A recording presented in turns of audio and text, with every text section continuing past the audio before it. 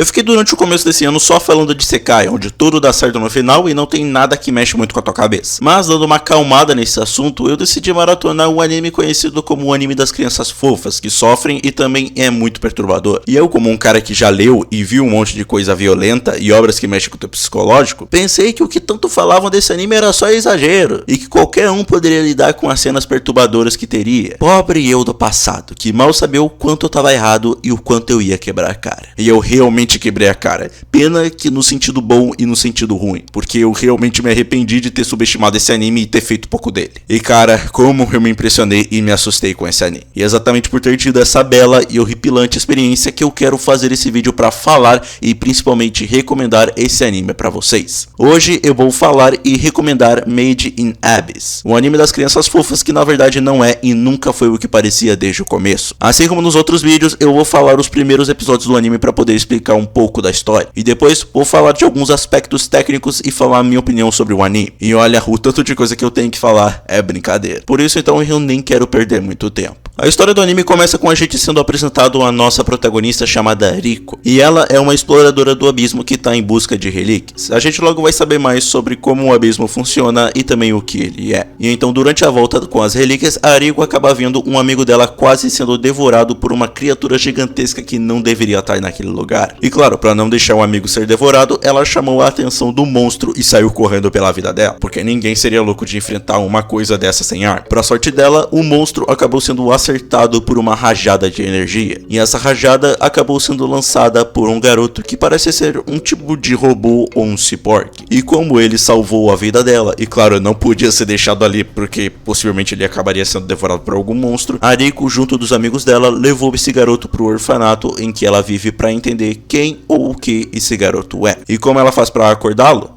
Dando choque no moleque. Infelizmente, o garoto ele acaba acordando sem nenhuma memória sobre quem ou o que ele é. Provavelmente por culpa da gênia da Riko ter dado um choque de 20 volts na pele nua do moleque. Talvez. Muito talvez. E após ele acordar, ela apresenta o abismo ao garoto que ela nomeou de Reg, nome esse que era do cachorro dela. Como se não bastasse ela primeiramente ver ele como material de estudo, ela ainda trata ele como um cachorro. O abismo é basicamente esse buraco gigante que simplesmente apareceu do nada no meio do mundo. E para poder explorar esse abismo e poder coletar as relíquias que tem nele, tem os exploradores, que são divididos em ranks que são representados pelos seus apitos. O rank mais baixo é representado por um sino e o rank mais alto é representado pelo apito branco. Só que assim, por mais que tenham muitas pessoas experientes para explorar o abismo, o próprio abismo não é brincadeira, porque além de ter criaturas perigosas, quando você desce nele, é difícil subir de volta, porque quando você sobe, não importa qual seja a camada dele, é ativado um fenômeno chamado maldição, que é um fenômeno que traz efeitos colaterais ao corpo da pessoa que sobe o abismo, e quanto mais fundo é a camada, pior são os sintomas da maldição, indo de enjoo até perda de humanidade. E assim,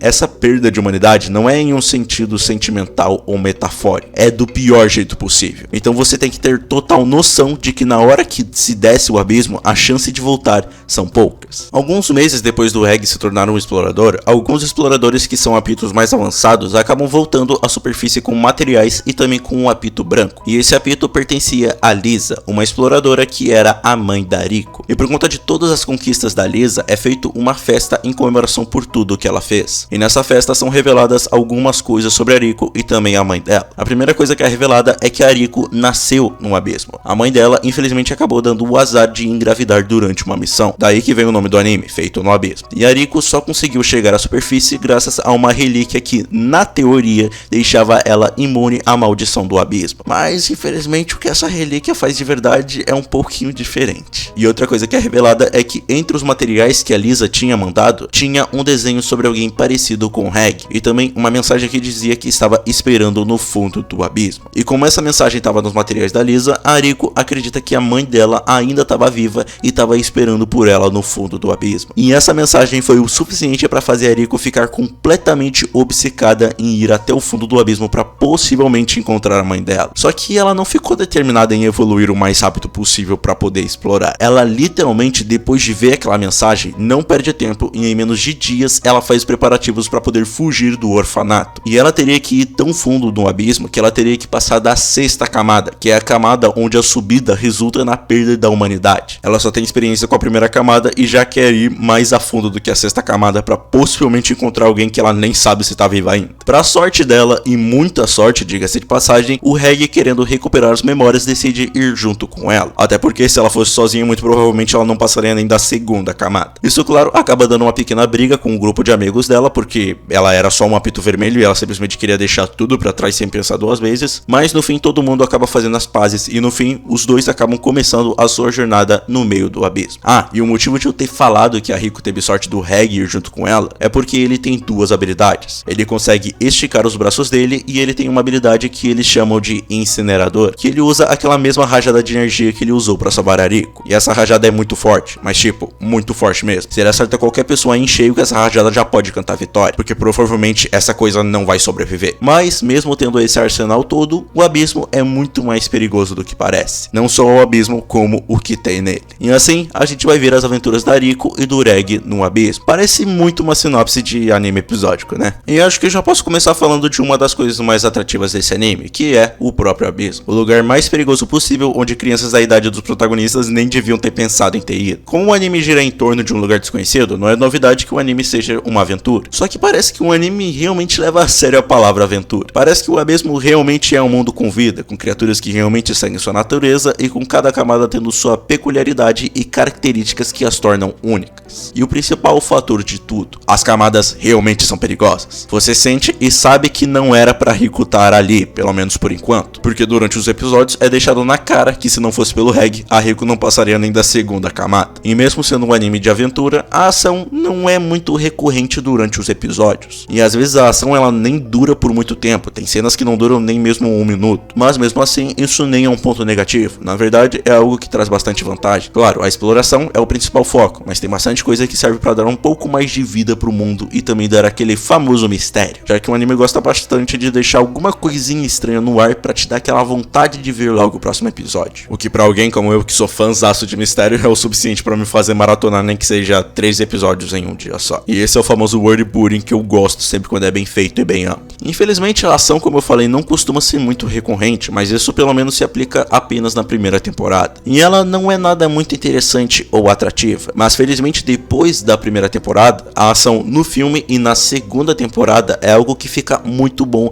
e até mesmo bem empolgante. Como no filme, a ação, além de brilhar pra caramba na animação, te faz ficar caralho. Sério, a ação parece até só um negócio adicional que eles botaram bastante esforço. E ainda bem que eles decidiram mandar bem na animação da 2ª temporada, porque, bem, pra quem não sabe, o estúdio que fez a 2ª temporada é o mesmo que fez a belíssima 2ª temporada de Tate no Yushi. E eu acredito religiosamente que, vendo a merda que ia sair, eles decidiram mandar todos os animadores talentosos pra 2ª temporada de Made in Abyss. E se isso for verdade, quem tomou essa decisão merece parabéns, porque, olha, foi uma decisão ótima. E outro ponto que eu tenho que elogiar bastante são os personagens. Vários deles que aparecem e que vão aparecer são bem cativantes e conseguem criar uma pequena conexão com o telespectador. O Reg, por exemplo, por mais que ele seja um pouco ingênuo, tem uma personalidade um pouco fofa por ele sempre querer proteger a Rico. E também por causa do lado meio heróico dele, que por incrível que pareça não irrita tanto assim. A Ozen, por mais que seja uma mulher um pouco sádica, no fundo é uma pessoa boa que tu se apega nem que seja um pouquinho a ela. A Nanate, que é a minha personagem favorita, é a mais realista do grupo e que também por conta do passado dela, que é muito pesado, te dá aquela vontade de dar um abraço nela e falar que vai ficar tudo bem. Além do carisma dela, que tem um timing bom e não fica fazendo piadinha em momentos que não devia, que nem em certos animes e também em outras mídias por aí. E tem até um arrombado do Bondrewd, que entrou com folga pra lista de maiores filhos da puta que eu já vi. Por mais que ele seja aquela escória desprezível que ele é, o final do filme consegue de algum jeito te fazer simpatizar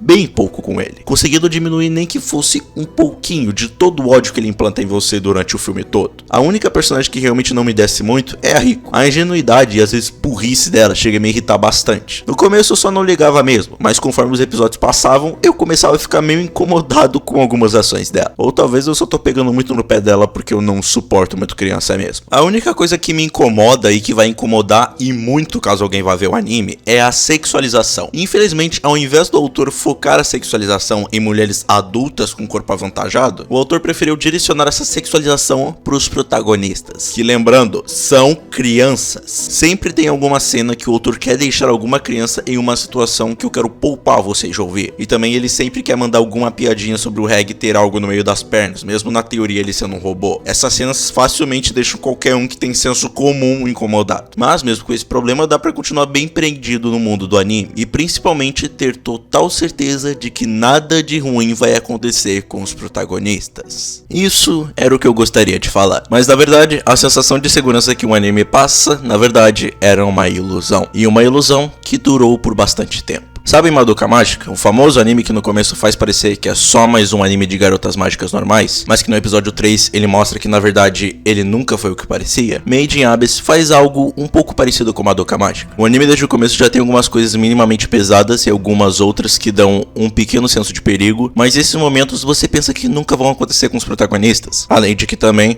essa ilusão, ela dura por bastante tempo. Pra ser mais exato, essa ilusão dura por 9 episódios inteiros. Por 9 episódios a gente pensa que tudo vai dar certo para os nossos protagonistas, e que não importa o que aconteça, nada vai conseguir chegar a ameaçar a vida deles. Mas é no 10º episódio onde a gente tem uma quebra de expectativa das grandes. A gente vê que o único motivo da Riko e do Reg ainda estarem vivos foi por pura sorte e de que eles não deveriam estar ali. E a gente tem essa verdade esfregada na nossa cara quando essa criatura aparece. E essa criatura é o ponto de partida para mostrar que o anime não veio para te dar aventuras episódicas, e sim para te dar momentos perturbadores e principalmente mexer com teu psicológico. Esse é um spoiler que eu vou dar aqui, então para quem não quiser ouvir é só pular essa parte. Essa criatura era um bicho que era muito rápido, inteligente e que ainda tinha espinhos que quando acertavam alguém injetava veneno no alvo. E em quem pegou esses espinhos? Exatamente, na Riko. E como o Reg sempre só seguia as ordens da Riko, ele não fazia a menor ideia do que fazer, até que infelizmente ele teve que subir para poder fugir da criatura. Mas lembram do que eu disse sobre subir o abismo? Exatamente, a maldição. E o que deixava tudo pior é que eles estavam na 4ª camada, a camada onde a maldição fazia sangue sair de todos os orifícios. E não deu outra, não demorou muito tempo para começar a sair uma quantidade de sangue enorme do corpo da Riko. E ainda tinha o fato do veneno estar se espalhando por todo o braço dela, e ainda estar inchando muito. E infelizmente o Reg teria que cortar o braço dela. Mas ainda tinha o problema de que seria muito difícil cortar o braço dela junto com o osso. E eu não quero entrar mais em detalhe, mas essa cena é onde Made in Abyss mostra para que ele realmente veio. Essa cena é completamente torturante. É uma situação onde um monte de coisa tá acontecendo ao mesmo tempo e o Reg simplesmente não sabe o que fazer, porque parece que tudo o que ele pode fazer vai dar errado no final. E isso torna a cena mais intensa ainda. E quando eu vi essa cena acontecendo, eu não consegui não ser conquistado pelo anime. E pelo visto foi a mesma coisa com outras pessoas. E isso só mostra o quanto que o autor e também a produção do anime conseguem brincar com a gente. O que é algo bem estranho de se falar, mas é algo que eu gosto muito. E vai por mim, essa é a cena mais leve que tem, porque daí pra frente as coisas vão ficar bem piores. Eu mesmo, que terminei um pouco perturbado da cabeça a primeira temporada, fiquei completamente assustado quando descobri que o filme e a segunda temporada tem coisa pior. E o cara que me avisou realmente não tava brincando. Eu terminei o filme completamente puto e indignado do quanto o autor pode ser cruel. E a segunda temporada,